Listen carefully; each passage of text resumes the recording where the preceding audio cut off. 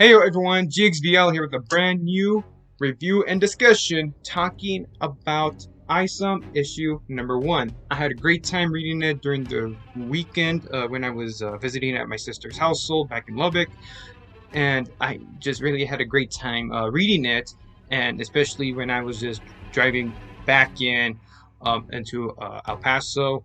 Uh, that's when I finished reading it, and especially what I saw at the very end, but I'm gonna save that best for last at the end of the video. So what I do want to start out talking about is the artwork, because I do think it looks very good, very phenomenal is what I'm trying to say. All right, because there are just certain parts around this comic book where it just looks so damn impressive, where it goes so hard, especially in some certain moments. Something like this in particular, like, I am very impressed by this level of quality.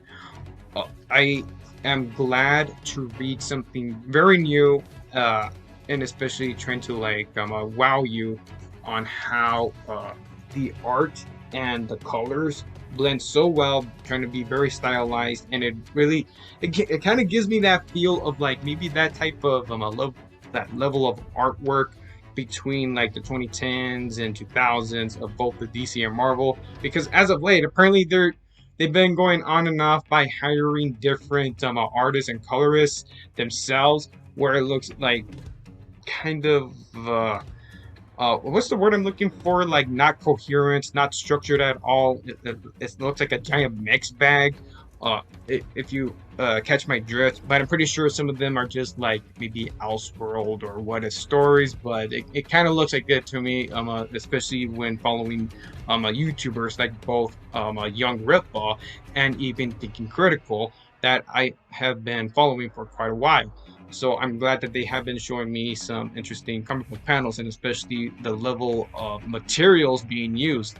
Apparently, the type of materials that both DC and Marvel used recently have not been that well in terms of their paper quality, because this paper quality is, well, it does feel like a real hard paper, not the flippy ones where, like how Young Rippa puts it, like kooky sheet trays. Like, what? Holy crap! It's no wonders that those things were kind of a little bit more like slippery for me to read from the other comic books. So yeah, I'm glad that we get better material like this. All right. But I still think like maybe the price was a little bit too high. But you know what? I appreciate what I got anyways. I only paid for it for like $35 plus shipping. So I'm not gonna take that too much of a high issue at all. I just think like I would have been fine if I just paid like at least like $20. But hey, you know what? I've been watching and following Young Ripper for quite a while. Might as well give him my own money, where he doesn't hate his supporters whatsoever, unlike both DC and Marvel. That's why I rather give my money to someone who doesn't hate me whatsoever, unlike these two yahoos as of late. But now, after all that, though, I do want to mention the story writing from Isom issue number 1, which I have to say is pretty damn solid. But I do need to address this, where I'm like, this is my own pet peeve, where like, if I'm not going to be reading an origin story, I think I might be feeling a little bit underwhelmed, because you're not going to be seeing like Isom. Actually, this is not just exclusive to Isom, but also with the other types of properties and IPs I have been watching for a very long time. Power Rangers Samurai did this. They didn't show like episode 1 of how these particular Power Ranger teams assembled and got their powers. You know, same thing with Teen Titans from 2003, where you see an origin episode way later on than the first episode. So that's just a pet peeve coming from me. It can work well. Other stuff, maybe not so much. So Isom, Teen Titans 2003, they do it very well. Power Rangers Samurai and Miraculous, though, not so much when it comes to like showing like an origin story, because it will feel underwhelming, and maybe it wasn't cooked too well, and maybe not thought out that very well, at least in my eyes. So going on from that, though, what I honestly think with the writing is that like, hey, it's very coherent. It's actually very investing, and you do get to know a little bit of the characters, like just a little bit more. Mostly with Avery, obviously. I do not know too much about his sister. Her name is Altona. I think that's a very unique name. I never heard of a comic book character with that said name. And apparently, she has a daughter named Vassie. And when looking at the comic book, it seems like this is Vassie when I was reading, because I wasn't too sure like who that character was the moment I did like a short video of it. So I'm kind of glad to see like, okay, then so there's going to be like a wholesome stuff for me to read as well. That is part of this action adventure coming from Isom. So yeah, it's very well balanced by the looks of it, because I did mention that Avery has a niece and sister that he will get to visit later on in the story, and I think his chemistry with his own niece is very nice and cute, and you will get to see like a little bit of blitz and guts, but not too much though. It's just only like one panel. You may not believe me when I say that, but I'll show you anyways. Right there. It's just only that one particular shot.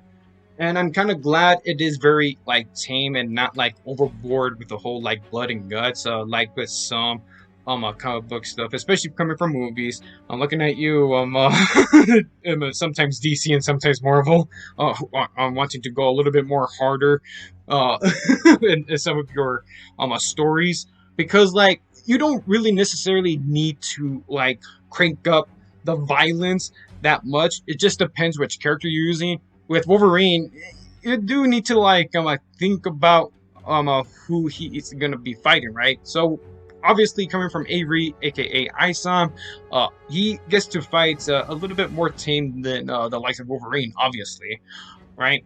Of course, you're not gonna see that level of action from like one of the previous slash latest animated stuff that you saw from DC with their Justice League Dark Apocalypse War. That's a video within itself. I'm not too sure if I do want to talk about that or not, but man, that movie was bonkers and crazy. Moving on from that, we're not talking about like too much with DC or Marvel, but I do have to bring them up to make some certain points. All right. But anyways, I'm just glad that this is a very well balanced story. And apparently, what happens is that Avery gets a call from his sister, and just go check up to see on how one of her clients that goes by the name of Mrs. Newman. I'm guessing that what she's trying to work at here, maybe like I'm trying to help someone's daughter to do something very important for college or whatever. So yeah, Mrs. Newman's daughter, Jasmine, it might be in trouble or in danger. Maybe something suspicious is happening at this person's place that is called Mercue. I'll get into a little bit more later when it comes to some of the lore and location names. All right, but yeah, so this Jasmine, my girl, she was about to be like investigated by the likes of Avery. At first, he wasn't too interested, but the more details that he was listening from his sister's side of the story, he was like, okay, I'll go look into it. And then what happens? He meets up with Darren, who owns Mercue. And by the way, I am using bullet points to help me out here. All right. But anyways, so both Avery and Darren, they were having a discussion. It was trying to be civilized, but then things went completely south, because like he just wanted to know how Jasmine was doing, because apparently Jasmine is working at this place known as Mercue with Darren. He just wants to check up to see if she was fine or not, up until we get to see one of Darren's elites that is being called an accept. He doesn't really have a name when I was reading it throughout, if I'm not mistaken, because I typed in as much as possible to see the people's names.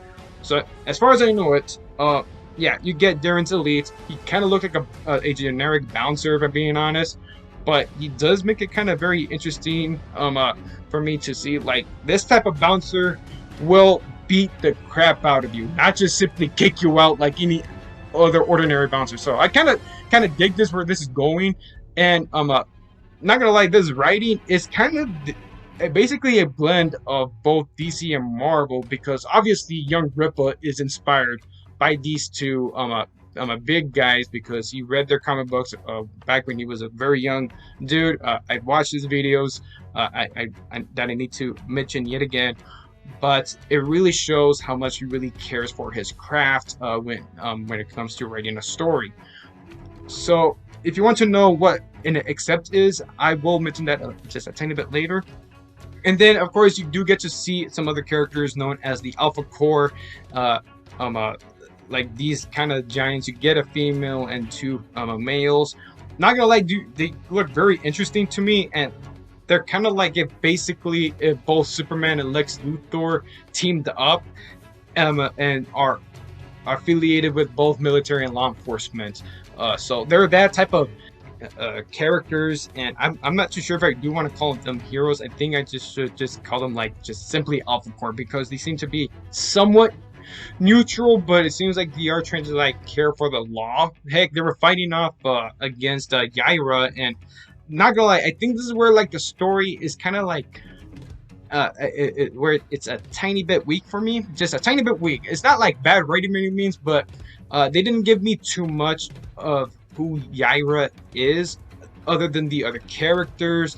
I do, just looking at the Alpha Core, you can already basically can tell already who they are, right? With Yaira though, I really want to be attached to this character because she has a very good damn design, if you catch my drift, right? But I do think I want to see a little bit more from Yaira, other than like, oh, that she's like a very Mystique type of character that you don't know that she's either a villain or a hero. So I want to know more about her. Heck, at one point you get to see both Avery and Yaira get clashed like from their backs, coincidentally, and they both misunderstood each other, and Yaira just like puts Avery down hard on the car, and she was just like kind of confused herself a little bit, but she honestly thinks that Avery might be working for either Alpha Core or the police, right? Because she said it in her own words that like, why do you look like you're you're an undercover, you know? So I'm like, okay then.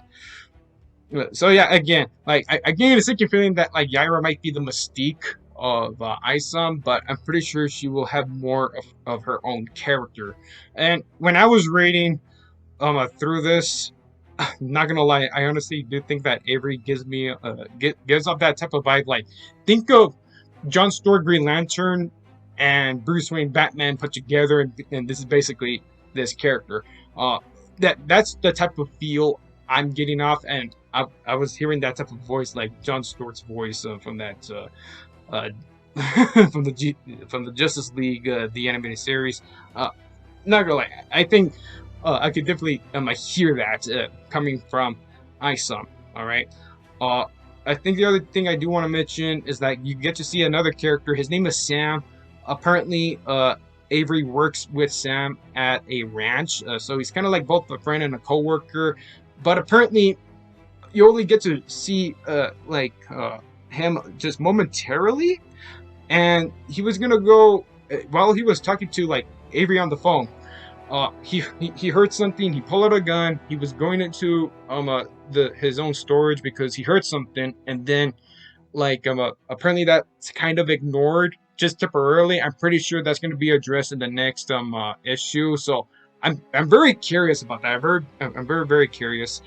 And now for me to tell you guys about with a little bit of the lore right here. All right. So apparently there's these places called Mercure, Projexis, HQ, and these accepts. So yeah, you now have like two fictional locations, Mercure, which is basically like some sort of like a club, all right, at least from my knowledge. And with Projexis HQ, it seems like either Avery or his sister works there. That's my best guess. Just by looking at it, I think it was. I think who's ever like present in a room, they'll show you like where this person is taking place at. I think it has to be Altona, where she's working at Projectus HQ. Now with these accepts, apparently, just like with those metahumans and mutants from both Marvel and DC, you're gonna get accepts from the Rippaverse. So I'm very interested to know more about these accepts. All right, and both Avery and that elite, Darren's elite, they have a short, brief discussion about like being an accept because they want to be more than an accept, or not to be called that at all. And not gonna lie, that level of writing reminds me of these conduits from Infamous. So, not kidding when I say that, because when I was playing through like Infamous, they were talking about conduits a little bit too often, and I think at one point, I think like Cole just doesn't want to be called a conduit. He just still wants to be seen as a human being himself. All right, but I think that's gonna be the type of route where young Rippa is gonna be taking his story approach. Like you're gonna be seeing more accepts, some of which I'm gonna be considering to be like the conduits of the Rippaverse, where I find again to be very interesting. Now, the last thing I do need to mention, this may be I may be telling you guys like a lot of spoilers here, which is why you got to like check this story out before watching this video, or if this video may convince you otherwise to like actually to check out the story yourself and to get your hands on it. All right, but again, one last thing I do need to mention are these very people called Norfolka. So yeah, they have nothing to do with the rest of the story, but they do pop out at the very end, in which, not gonna lie, apparently I find this kind of refreshing, something new. All right, like right off the bat, this is a rock band, but get this, they are heroes in disguise. I want to say that they are heroes because like it seems like they do want to be very discreet of who they are, and you get to see their eyes glowing, trying to like have a orb holding. Let me get to show you guys. Like I think this is pretty sick. Oh, see, this guy's eyes is glowing. And you get to see this part here. Like, just by hearing, like, Norfolka, I'm like, let me guess, like Norse mythology inspired, like, using, like, Thor Asgard here, because I think that's pretty exciting, and I haven't seen anything like that in a long time, because if you guys remember, there's this one particular fictional character, basically a parody of Thor, which is, I think his name was Val Hallen. You know, that one dude that has a guitar, right? But he's not being discreet whatsoever. I mean, like, he is a hero that just uses a guitar for a weapon. But it doesn't seem like that's going to be the case with these people. They're just trying to be discreet, trying to blend in as citizens, and it looks like they might be coming from outer space, where like their Asgard might be taking place. I could be wrong. I could be entirely wrong. This is just speculation, because there's still other things that still need to be fleshed out, right? So what I'm just telling you with Norfolka is just my speculation, but I find that very exciting for me to remotely think about, all right? Because I haven't seen both DC and Marvel tackle this idea at all whatsoever. I even asked like my friend Mac Tremp about this type of question, and he even is like, yeah, I don't recall like a rock band being a group of heroes that is like Thor or Asgard inspired, or whatever you want to call it, right? So yeah, I think that's all I had to say. I had a great time reading. Again, I had a great time reading this. I think it's a very solid and good story so far. I do hope to see how Isom's origin turns out, like if it does come up in later issues. All right. So yeah, this has been Jigs VL signing off right now. Later.